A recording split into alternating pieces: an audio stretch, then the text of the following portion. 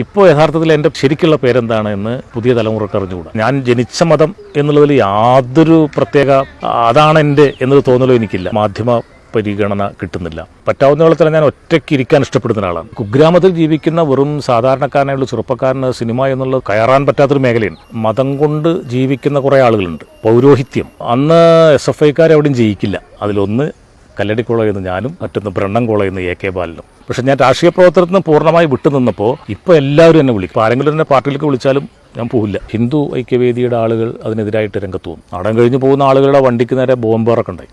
എൻ്റെ ബാല്യകാല സ്മരണകൾ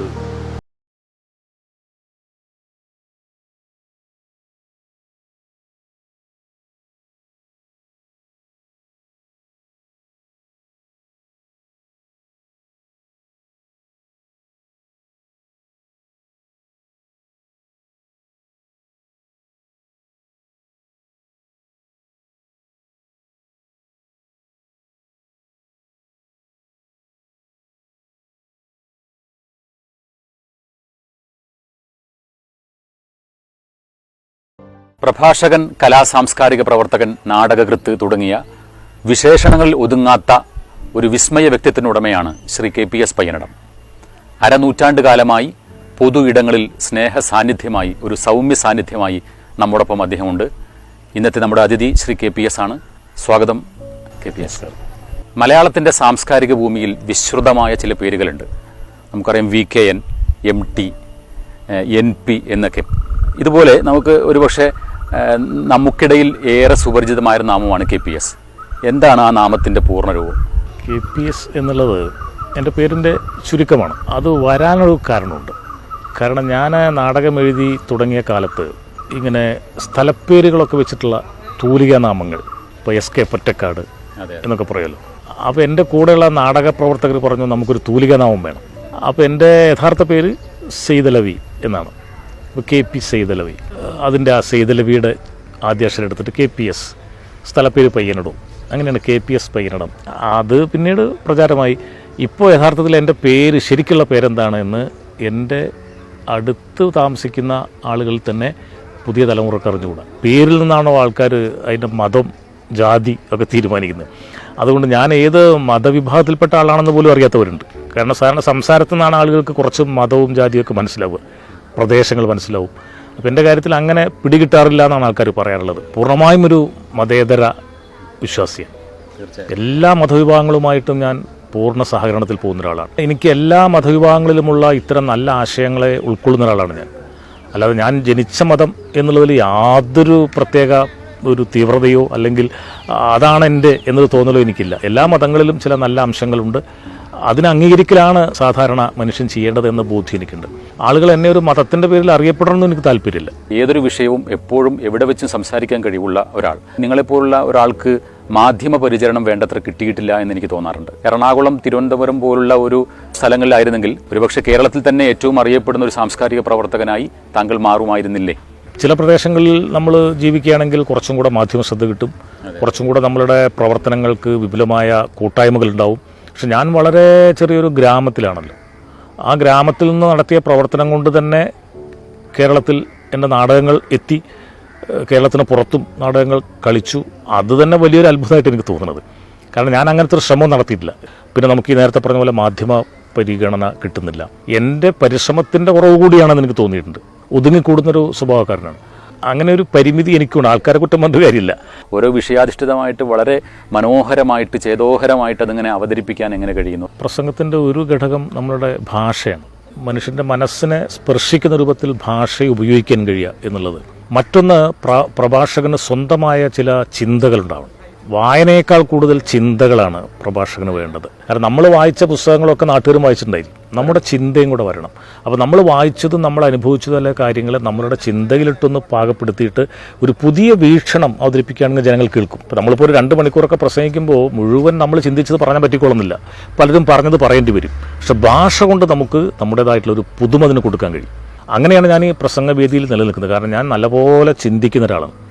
പറ്റാവുന്നിടത്തോളം ഞാൻ ഒറ്റയ്ക്ക് ഇരിക്കാൻ ഇഷ്ടപ്പെടുന്ന ഒരാളാണ്. അപ്പോൾ ഞാനിങ്ങനെ പ്രസംഗവേദിയിൽ നല്ലവണ്ണം സംസാരിക്കുന്നുണ്ടെങ്കിലും അല്ലാത്ത സമയത്ത് ഞാൻ സംസാരത്തിൽ വിമുഖനാണ്. കാരണം എനിക്ക് ചിന്തയിലേക്ക് ഇങ്ങനെ പോകുന്നൊരു ശീലമുണ്ട്. അതെനിക്ക് ഗുണം ചെയ്തിട്ടുണ്ട്. അപ്പോൾ ഞാൻ ഈ ക്ലാസ്സിൽ നന്നായി പഠിക്കുന്ന കുട്ടിയാണ്. അപ്പോൾ മലയാളത്തിലൊക്കെ നല്ല ഒരു നിലവാരമുണ്ട് എനിക്ക്. ഇത് കണ്ടിട്ടാണ് ഒരു മാഷ് ഏയോ വന്നൊരു പരിപാടിയിൽ എന്നോട് പ്രസംഗിക്കാൻ നിർബന്ധിച്ചു. പക്ഷെ അന്ന് ധൈര്യമില്ലാത്തതുകൊണ്ട് ഞാൻ പ്രസംഗിച്ചില്ല. പിന്നെ എനിക്ക് പ്രസംഗിക്കണം എന്നുള്ള ഒരു ഭയങ്കര, അങ്ങനെയാണ് 6ാം ക്ലാസ് പഠിക്കുമ്പോൾ ഒരു സാഹിത്യ സമ്മേളനത്തിൽ കയറി പ്രസംഗിക്കുന്നത്. അപ്പോൾ മാഷുമാർ നന്നായി എന്ന് പറഞ്ഞാൽ പിന്നെ ധൈര്യമായല്ലോ. അങ്ങനെ അന്ന് തുടങ്ങിയിട്ട് ഞാൻ പ്രസംഗം. സോഷ്യൽ മീഡിയയുടെ ഈ കാലത്ത്, വലിയ ഡിജിറ്റൽ വിപ്ലവം നടന്നുകൊണ്ടിരിക്കുന്ന ഈ കാലത്ത് ഈ 2 കാലങ്ങളെ എങ്ങനെ ഓർക്കുന്നു?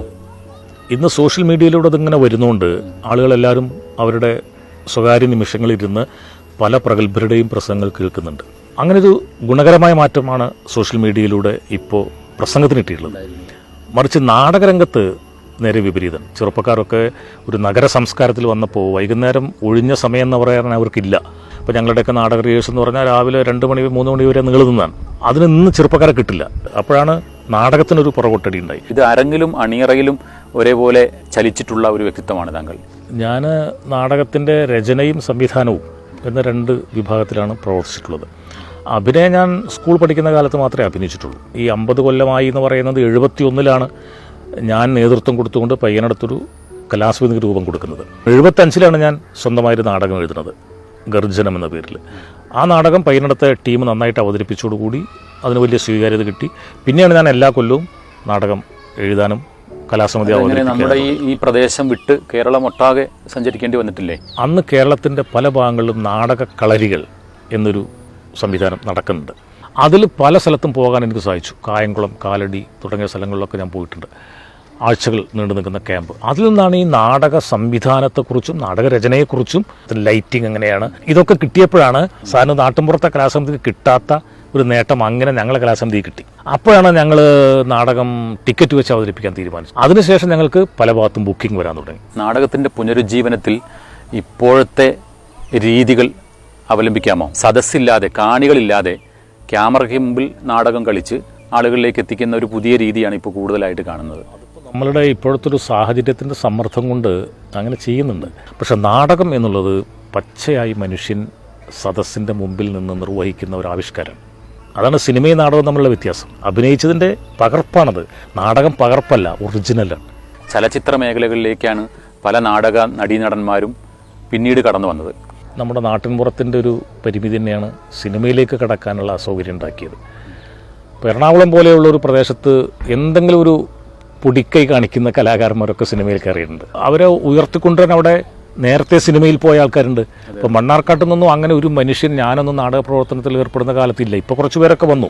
അപ്പോൾ ഒരു കുഗ്രാമത്തിൽ ജീവിക്കുന്ന വെറും സാധാരണക്കാരനായുള്ള ചെറുപ്പക്കാരന് സിനിമ എന്നുള്ളത് അന്ന് കയറാൻ പറ്റാത്തൊരു മേഖലയാണ്. അപ്പോൾ ഷോർട്ട് ഫിലിമുകളും ഡോക്യുമെൻ്ററികളും ചെയ്യാനുള്ള അവസരങ്ങൾ കിട്ടി. അത് ഞാൻ ഉപയോഗിച്ചിട്ടുണ്ട്. ആധുനിക മനുഷ്യൻ, വിശേഷിച്ചും കേരളീയനെ ഗ്രസിച്ചുകൊണ്ടിരിക്കുന്ന ഒരു വലിയ പ്രശ്നം വർഗീയത തന്നെയാണ്. വർഗീയമായ ചേരിതിരിവുകളും അത്തരം പ്രയോഗങ്ങളും അനാവശ്യമായ ചർച്ചകളുമൊക്കെ വന്ന് സോഷ്യൽ മീഡിയയും പൊതുജീവിതവുമൊക്കെ വളരെ മലിനമായിക്കൊണ്ടിരിക്കുന്നു. അതിൽ മതമേലധ്യക്ഷന്മാർ പോലും നിമിത്തമാകുന്നു. മനുഷ്യൻ അസംതൃപ്തനാവുമ്പോൾ അവൻ കണ്ടെത്തുന്ന ഒരു ആശ്വാസ കേന്ദ്രമാണ് മതം എന്നുള്ളത്. മറിച്ച് മനുഷ്യൻ കൂടുതൽ ഒരു സംതൃപ്തമായ ജീവിതത്തിലേക്ക് കടക്കുമ്പോൾ മതത്തിൻ്റെ പ്രാധാന്യം കുറഞ്ഞു വരുന്നതായിട്ടാണ് ലോകത്തിലെ പല രാഷ്ട്രങ്ങളും നമ്മെ പഠിപ്പിക്കുന്നത്. യൂറോപ്യൻ രാജ്യങ്ങളിലൊക്കെ മതത്തിൻ്റെ പ്രാധാന്യം കുറഞ്ഞു വരുന്നു എന്ന് പറയാൻ കാരണം അവിടെ ഇതുപോലുള്ള ഒരു അവസ്ഥയല്ല. കാരണം ഇവിടെ ദാരിദ്ര്യവും തൊഴിലില്ലായ്മയും ഗതാഗതമില്ലായ്മയും ചികിത്സാ സൗകര്യമില്ലാതെ ഇങ്ങനെയുള്ളൊരു പ്രദേശത്താണ് നമ്മൾ ജീവിക്കുന്നത്. കേരളം ചെറിയൊരു മാറ്റം ഉണ്ടാക്കിയെന്നല്ലേ ഉള്ളൂ. അപ്പോൾ അതുകൊണ്ടാണ് മതം ഒരു വല്ലാത്ത ചർച്ചാ വിഷയമായിട്ട് മാറുന്നത്. അല്ലെങ്കിൽ ഇത് ഇത്ര ചർച്ച ചെയ്യേണ്ട ഒരു വിഷയമല്ല. മതങ്ങളെങ്ങനെ നിലനിർത്തിക്കൊണ്ടു പോവുക എന്നത് മതം കൊണ്ട് ജീവിക്കുന്ന കുറേ ആളുകളുണ്ട്. പൗരോഹിത്യം അതിൻ്റെ ഒരു ഭാഗമാണ്. എല്ലാ മതാചാര്യന്മാരും വാസ്തവത്തിൽ പൗരോഹിത്യത്തിനെതിരെ പൊരുതിയവരാണ്, ക്രിസ്തു അടക്കം. പുരോഹിതന്മാർ എന്നൊരു വിഭാഗം ഈ മതം കൊണ്ട് ജീവിച്ചു പോകുന്നുണ്ട്. അപ്പോൾ അവരെ സംബന്ധിച്ചാണ് ഈ മതം എപ്പോഴും ഇങ്ങനെ കത്തി നിൽക്കണം. ഒരു ശത്രുവിനെ കാണിച്ചു കൊടുത്താൽ പിന്നെ എൻ്റെ കൂടെ നിൽക്കുന്ന ആളുകൾ എൻ്റെ കൂടെ സജീവവും. അങ്ങനെ ശത്രുവിനെ കൃത്രിമമായിട്ടുണ്ടാക്കിയിട്ട് സ്വന്തം അണികളെ ആവേശഭരിതരാക്കുന്ന ഒരു പ്രവണത പല പ്രസ്ഥാനങ്ങളിലുണ്ട്. മതം അതിൻ്റെ ഒരു തട്ടകമായിട്ട് ഇപ്പോൾ ആളുകൾ ഉപയോഗിച്ചുകൊണ്ടിരിക്കുകയാണ്. അരനൂറ്റാണ്ട് കാലത്തെ നാടകാനുഭവം മാത്രമല്ല, ഈ ബാല്യം, കൗമാരം, യൗവനം, ഈ കാലഘട്ടത്തിൻ്റെ ഒരു പൂർണ്ണമായ ഒരു ആവിഷ്കാരം, ഒരു ആത്മകഥാപരമായ ഒരു രചന താങ്കളിൽ നിന്ന് പ്രതീക്ഷിക്കാമോ? തീർച്ചയായിട്ടും ചെയ്യേണ്ടൊരു കാര്യമാണ്. ഈ അനുഭവങ്ങളൊക്കെ ആവിഷ്കരിച്ചുകൊണ്ട് എനിക്ക് പുറകെ വരുന്നവർക്ക് ഞാൻ നേടിയ അറിവ് പകർന്നു കൊടുക്കേണ്ടതുണ്ട്. പ്രഭാഷണങ്ങൾ തന്നെ ഞാനൊരു പുസ്തക രൂപത്തിലാക്കാൻ ശ്രമിച്ചുകൊണ്ടിരിക്കുകയാണ്. കാരണം പലരും ശേഖരിച്ച പ്രഭാഷണങ്ങൾ എൻ്റെ കൈവശമുണ്ട്. അപ്പോൾ അത് താമസിക്കാതെ വരും. അനേക തലങ്ങളിൽ ബന്ധപ്പെട്ട ഒരു വ്യക്തി എന്ന നിലയ്ക്ക് അവാർഡിന് പിറകെ പോയിട്ടില്ല എന്നാണ് എൻ്റെ നിരീക്ഷണം. അവാർഡിന് പോയ അതിന് പിറകെ പോകുന്നവരും അതിനുള്ള കോക്കസുകളിൽപ്പെട്ട് അവരുമായിട്ട് കോണ്ടാക്ട് ചെയ്ത് അവാർഡ് വാങ്ങുന്നതുമൊക്കെ എനിക്കറിയാം. അങ്ങനെ ധാരാളം പ്രവർത്തനം നടക്കുന്നുണ്ട്. ഞാൻ ഈ പറഞ്ഞ പോലെ അത്തരമൊരു ആലോചന എൻ്റെ മനസ്സിൽ വന്നിട്ടില്ല. എനിക്ക് ആദ്യം ഒരു അവാർഡ് കിട്ടുന്നത് പ്രൊഫസർ ജി ശങ്കരപ്പിള്ള അവാർഡാണ്. പിന്നെ പല സുഹൃത്തുക്കളും സംഘടനകളും അവർക്ക് തോന്നിയിട്ട് ചിലത് തന്നതാണ്. അതിനപ്പുറത്തേക്ക് ഞാൻ പോയിട്ടില്ല. എനിക്കത് സാധിക്കില്ല എന്ന് എനിക്ക് തോന്നുന്നത്. സർഗാത്മകമായ ഒരു പ്രോത്സാഹനം അക്കാലത്തെ നാടുകളിൽ നിന്നും സ്വന്തം വീട്ടിൽ നിന്നൊക്കെ ഉണ്ടായിട്ടുണ്ടോ? ചെറിയ ക്ലാസ്സിലൊക്കെ പഠിക്കുന്ന കാലത്ത് അപരിഷ്കൃതമായൊരു ഗ്രാമമാണ് ഈ പയ്യനട എന്നുള്ളത്. അപ്പോൾ അവിടെ നിന്നൊന്നും പ്രത്യേകിച്ചൊരു പിന്തുണ തരാൻ അവർക്ക് കഴിയില്ല ഗ്രാമീണർക്ക്. എൻ്റെ മാതാപിതാക്കളൊക്കെ വിദ്യാഭ്യാസം ഇല്ലാത്ത ആളുകളാണ്. അപ്പോൾ അവർക്ക് ഈ കാര്യത്തിലൊന്നും പ്രത്യേകിച്ച് എന്നെ സഹായിക്കാനൊന്നും കഴിയില്ല. എൻ്റെ ജ്യേഷ്ഠൻ KP വീരൻകുട്ടി ഉണ്ടായിരുന്നു. അദ്ദേഹം ചെറുപ്പത്തിൽ നാടകം കളിച്ചിട്ടുണ്ട്. അങ്ങനെ ചെറുപ്പത്തിൽ എൻ്റെ മനസ്സിൽ നാടകം കയറിയിട്ടുണ്ട്. പക്ഷെ മുതിർന്നു കഴിഞ്ഞപ്പോൾ ഞാൻ ഈ പറഞ്ഞ പോലെ പയ്യനടത്ത് ഗ്രാമീണ കലാസമിതിയൊക്കെ ബന്ധപ്പെട്ടപ്പോൾ വീട്ടുകാർക്ക് അതിലൊരു എതിർപ്പുണ്ടായിരുന്നില്ല. നാട്ടിലും ആരും എൻ്റെ നാടക പ്രവർത്തനത്തെ ചോദ്യം ചെയ്യുകയോ വിഘാതം ഉണ്ടാക്കുകയൊന്നും ചെയ്തിട്ടില്ല. നല്ല പ്രോത്സാഹനം തന്നെയായിരുന്നു. രാഷ്ട്രീയ രംഗത്തും പഠനകാലത്ത് സാന്നിധ്യം അറിയിച്ചിട്ടുണ്ട്. പിന്നീട് എന്തുകൊണ്ട് രാഷ്ട്രീയത്തിലൂടെ എന്തുകൊണ്ട് മുഖ്യധാരയിലേക്ക് വന്നില്ല, അല്ലെങ്കിൽ രാഷ്ട്രീയം പൂർണ്ണമായി ഉപേക്ഷിച്ചോ?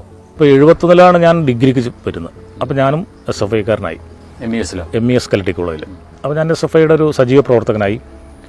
അന്ന് SFIക്കാർ എവിടെയും ജയിക്കില്ല. അപ്പോൾ യൂണിവേഴ്സിറ്റി യൂണിയൻ കൗൺസിലൊക്കെ KSUവിൻ്റെ തൂത്തുവാരലാണ്. ആ സമയത്ത് 74-ൽ 2 SFIക്കാർ യൂണിവേഴ്സിറ്റി യൂണിയൻ കൗൺസിലിലേക്ക് ജയിച്ചു. അതിലൊന്ന് കല്ലടി കോളേജിൽ നിന്ന് ഞാനും, മറ്റൊന്ന് ബ്രണ്ണൻ കോളേജിൽ നിന്ന് AK ബാലനും, ഇപ്പോഴത്തെ മന്ത്രിയൊക്കെ ആയിരുന്നു AK ബാലൻ. ഞങ്ങൾ രണ്ടുപേരുമാണ് സമകാലീനരാണ്. അതെ. കോളേജ് കഴിഞ്ഞിട്ട് പിന്നീടും ദീർഘകാലം ഞാൻ രാഷ്ട്രീയത്തിലുണ്ടായിരുന്നു. CPMൻ്റെ സജീവ പ്രവർത്തകനായിട്ട്. അന്നും നിരന്തരമായിട്ട് ഇങ്ങനെ പ്രസംഗിക്കാൻ വിളിക്കുകയാണ് എന്നെ. വേറെ രാഷ്ട്രീയ പ്രവർത്തനമൊന്നും കാര്യമില്ല. അങ്ങനെ ഇരിക്കുന്ന ജോലി കിട്ടിയാൽ പിന്നെ പൊതു രാഷ്ട്രീയ പ്രവർത്തനം പാടില്ല എന്നാണ്. അങ്ങനെയാണ് ഞാൻ പാർട്ടി പ്രവർത്തനത്തിൽ നിന്ന് പുറകോട്ട് പോയത്.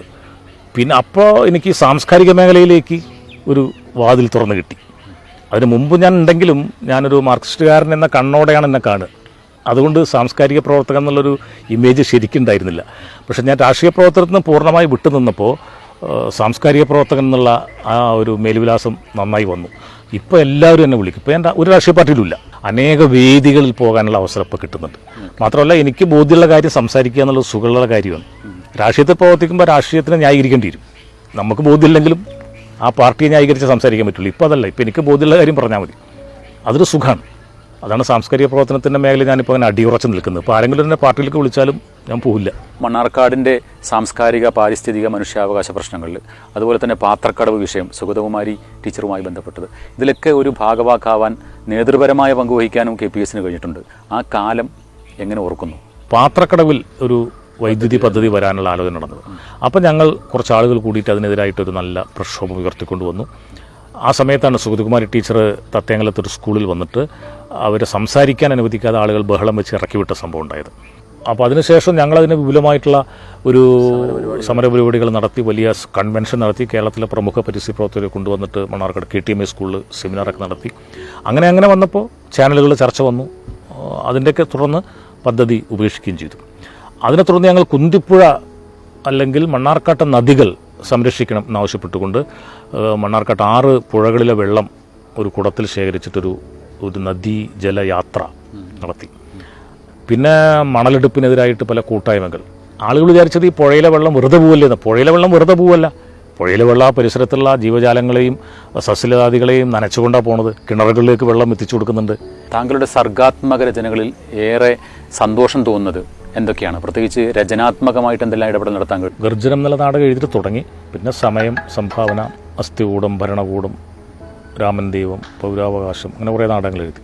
അതിൽ രാമൻ ദൈവമാണ് ഏറ്റവും കൂടുതൽ ശ്രദ്ധിക്കപ്പെട്ടത്. കാരണം അത് ആൾദൈവങ്ങൾക്കെതിരെ മലയാളത്തിലുണ്ടായ മികച്ച നാടകം എന്നൊരു പ്രശംസ നേടിയിട്ടുണ്ട്. പക്ഷെ അതിൽ രാമൻ എന്ന പേരുള്ളത് കൊണ്ട് ഇടക്കാലത്ത് ഒരു വിവാദത്തിനിടയാക്കി. പൂവാട്ടുപറമ്പ് എന്ന സ്ഥലത്ത് ആ നാടകം ഒരു കലാസമിതി കളിക്കുമ്പോൾ അവിടെ ഹിന്ദു ഐക്യവേദിയുടെ ആളുകൾ അതിനെതിരായിട്ട് രംഗത്ത് വന്നു.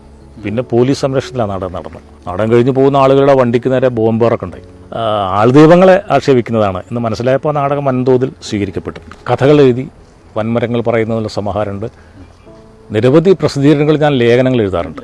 ആ ലേഖനങ്ങൾ സമാഹരിച്ചിട്ട് എൻ്റെ തിരഞ്ഞെടുത്ത ലേഖനങ്ങൾ എന്ന പുസ്തകം വന്നിട്ടുണ്ട്. കുട്ടികൾക്ക് വേണ്ടിയുള്ള നാടകം പലപ്പോഴും എഴുതിയിട്ടുണ്ട്. സ്കൂൾ കുട്ടികൾക്ക്, ചെറിയ കുട്ടികൾക്കൊക്കെ വേണ്ടിയിട്ടുള്ള, അതാണ് പൂതവും കുട്ടികളും എന്ന പേരിലൊരു നാടക സമാഹാരമുണ്ട്.